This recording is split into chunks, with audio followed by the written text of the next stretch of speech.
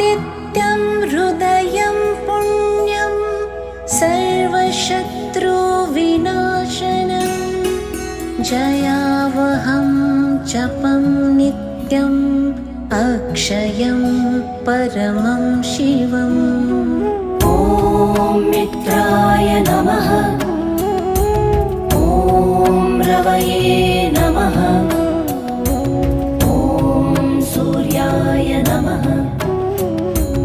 ॐ भानवे नमः। ॐ खगाय नमः। ॐ पूष्णे नमः। ॐ हिरण्यगर्भाय नमः।